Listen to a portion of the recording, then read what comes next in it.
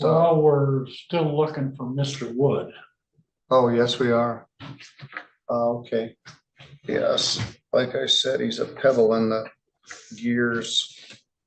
I But- used a different analogy, but Yes, I bet you would. All right, well, let's talk about Joe Monroe Wilson.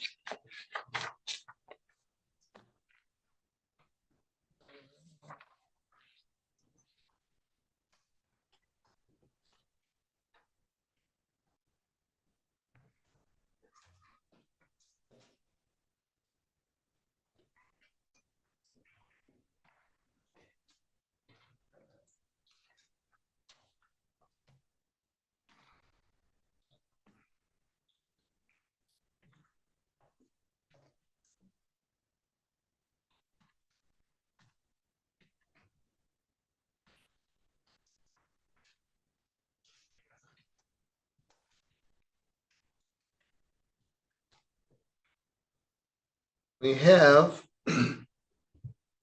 before us Joe Monroe Wilson Jr., who's been often confused. We have a Joe Monroe, we have a Joe Wilson, we have a Joseph Monroe, a Joseph Wilson, we have a Joe Allen Wilson, we have a Joe Monroe Wilson Sr. and a Joe Monroe Wilson Jr. So I think we got the right guy here. Is that correct? Yes, sir. All right. You have a couple things going on. You have a pre-exam conference today in a child support case. Your attorney is Sarissa Montag from the Levine and Levine firm. Soon it'll be called Montag and Levine. And we have with us a special prosecuting attorney, Anita Coker Emmanuel, or I got it wrong? Emmanuel Coker is the lead on the case. All My right. name is Elizabeth McCree, All right. and that's P76926, and I'm the special appointed attorney general for today. All right, give me your P number again. I'm sorry, Your Honor. Your P number. 76926. Thank you. You're from Benton Harbor, which is Yes. Berrien County, which is 2 counties over. We don't overlap very much, but thank you for being here this morning. You're right, you drove into the sun all the way here. Go away. Mr. Wilson, you also owe me some money on some old unpaid tickets we're going to talk about here in a minute. But did he get fingerprinted? No, Your Honor, we were just talking about that. He is going to do that as soon as we're done. All right. As long as is there an order in the file that? I believe there is, yes. Other courts are struggling with this because the sheriff isn't printing people. I still haven't figured it out why they're not, but we got our own live scan machine and our bailiffs do fingerprints almost every day to help complete the file. Anyway, this is the time and date for a pre-exam conference on these 3 counts of failed to pay child support. We have a special deputy attorney general here on behalf of the state and retained counsel. So I'll defer to you, Ms. McCree. What's the status here? If you don't mind, Your All Honor. right, I'll defer I'm to gonna you. Take over. All right. Ms. McCree and I have spoken. We actually know each other well, so we were able to communicate very openly and honestly about the situation and the status of Mr. Wilson's case. I'm asking for an adjournment for this reason. This case is charged with 3 different counts. The three different counts apply to 3 different time periods that it's alleged that Mr. Wilson failed to pay child support. There is a CPS history with this case, and there was a period of at least 8 months that both children lived with Mr. Wilson through the placement, I believe, of CPS. In addition, what I learned is that there's a 2-year period, the 8 months are included within that 2-year period, that one of the children were also living with Mr. Wilson and his wife. And so I would like to see if I can find documentation to support that the kids were in fact placed with Mr. Wilson for those periods of time. I'm not sure if that's a legal defense to the case, but certainly it would be an equitable thing that I believe that the Attorney General's office should Well, consider. so there may in fact be a child support order in place, but in reality, the children were with him is what your argument Yeah, is. well, I'd like to explore that possibility. I believe that to be true, but at this stage, I don't have the documentation to support that. So I'm asking for a couple of weeks to see what type of documentation I can get before Mr. Wilson decides if he should give up his right to a preliminary examination. Fair enough.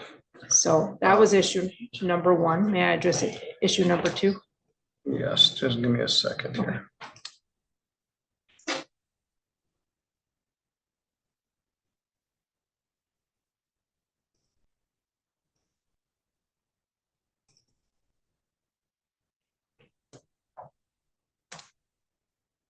Yeah, 7/19 to 2/20, 6/21 to January 22, and 2/24 to April 24 with a $26,000 arrearage.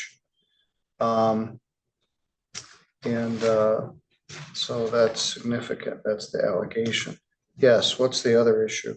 The other issue is that right now, I believe that there is a condition of Mr. Wilson's bond that he's not allowed to possess a gun. We are asking for permission, and I believe that Ms. McCree doesn't object to this request, that he be permitted to carry a gun during the course of his employment. Only sometimes he is a contractor or contracted with a security company. And so sometimes he gets phone calls and says, can you please come and do security for this event or do something like that? And so in the course of his employment, he needs to carry a gun. He doesn't have any prior history. He doesn't have any prior history at all. He certainly doesn't have any prior history related to firearms. This case obviously is not a violent offense and is not related to firearms. He could abide by the no possession of a gun in any other aspect of his life, but just for the course, for the possibility of him working, we would ask that Your Honor amend that condition. Thank you.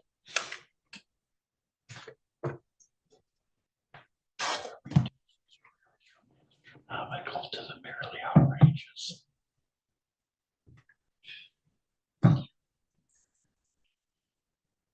Was a lot. That was not a zeros behind that number.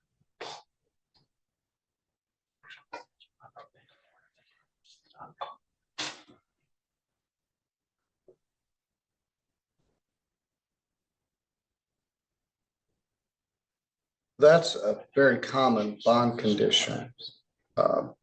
Child support is not generally related to assault or violent behavior, but it does most looking for the actual bond. To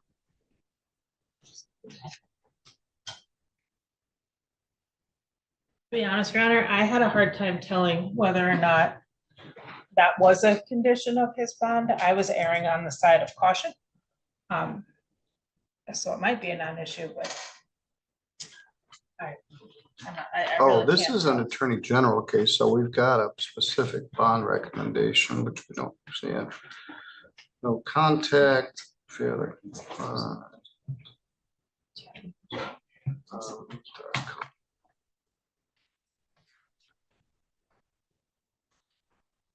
What company do you work for? Lock It Down Executive Security. Where are they from? They're based out of Arrears in Kalamazoo. Who runs that? Chad and Michelle. Chad and Michelle, who? Michelle Lockett. I'm not sure Chad's last name. I forget the last name. What kind of events do you do? We do private parties. We do events like the Kalamazoo Black Music Arts Festival we did this year. We do private security for artists like Taboo, Miss Jody, and they're blues artists. So do various events like that where required armed security. Do you have a CCW? I do not, but I have a permit that I've taken the class. I'm in the process of getting my CCW. I just have to go and pay the $150.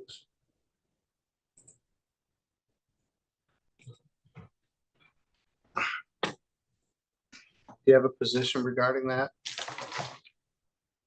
Your Honor, to the first issue in regards to the period with CPS. My position is that it doesn't necessarily provide a defense if there is an active order, but we've had discussion and we do know each other well and understanding that. I, of course, would take that into consideration and will take that back to the Attorney General's office. The other issue is that his amount that he pays monthly is pretty high. And so right now, even with wage assignments coming out, which they are, only about $20 of that is going to arrearage. All the rest of it is going to his current monthly obligation. So he's never going to really knock out $20,000. $20 a month. Yes, he's not going to really be able to hit much of that. But all of that has to be done in the family division. Those are not things that can be done as part of the criminal case. So I don't oppose an adjournment to look into those additional issues going forward. I did also note, Your Honor, that there was a $6,000 cash bond paid. Yes. And we would ask, I know courts do it differently as far as if the court signs an order or if they need to go to the Attorney General's office to get an order to have that bond amount signed over to front of the court. That would knock his total arrearage down to about 21,000. Right now it's at 27 actually, because of the amount of his current order. In regards to the weapon for work purposes, obviously this is a case that involves the need to be able to earn income in order to address the issue. So I don't have any issue with him being able to have the weapon for work purposes only. All right, thank you. First, let's deal with the adjournment. We're going to adjourn this to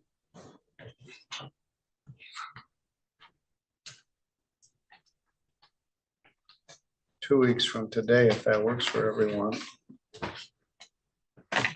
That keeps it on my calendar. Judge Pattison and I, our calendars mirror each other. I do pre-exam in 1 week and he does the prelims. Following week, I do the prelims and he does the pre-exams. So if we adjourn it 1 week, it bounces it to a different judge. Your Honor, right now I'm scheduled to be in both Allegan and Cass at 9 o'clock on the morning of the 8th. Is that what the day of the week that we're looking Well, we could make it a trifecta.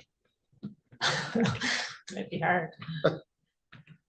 Oh, so today is 17th. We would go to the 1st of October. And then it bumps us all the way to October 15th. The 1st of October is great. Oh, October 1st works? Yeah. Let me look.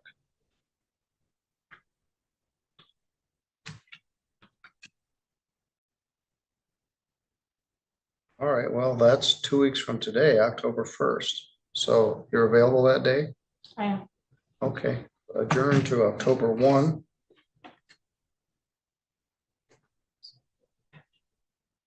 At 8:30 for pre-exam. And if we need prelim, it will be October 8th at 1.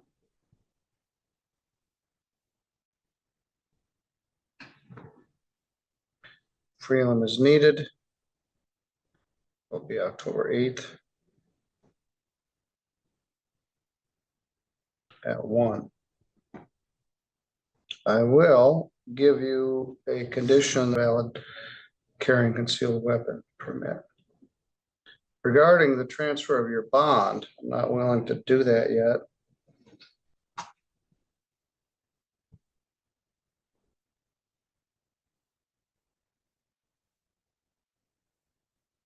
However,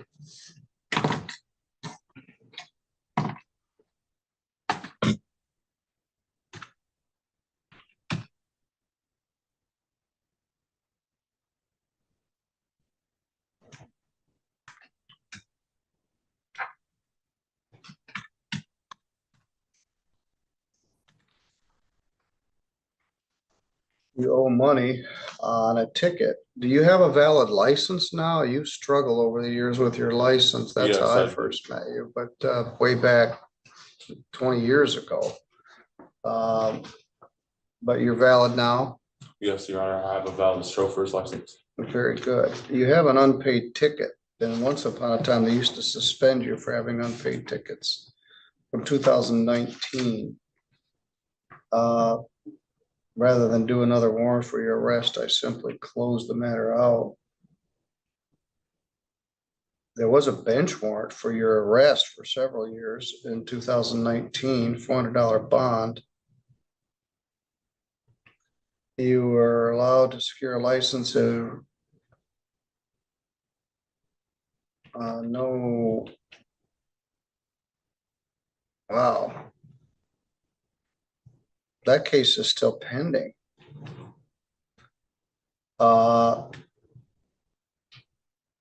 You got a ticket on July 19th for, I'm amazed you were able to get a license for no valid operator's license, expired temporary permit. You didn't show up for your arraignment on July 23rd. You called, said your car broke down. So we set it for July 25th. You said you were unavailable.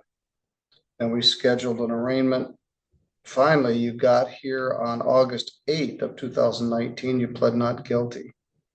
We did an instant pretrial. Prosecutor agreed to allowing another to violate the motor vehicle code. We reset the matter for 4 weeks. Then you didn't show up for the pretrial. I did an order to show cause for September 29th, and you failed to show up for that.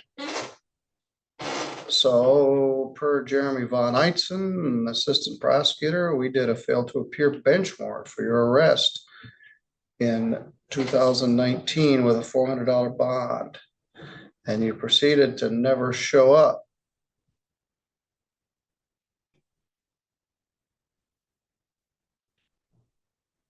You did call in 2021 to find out about the fines and costs.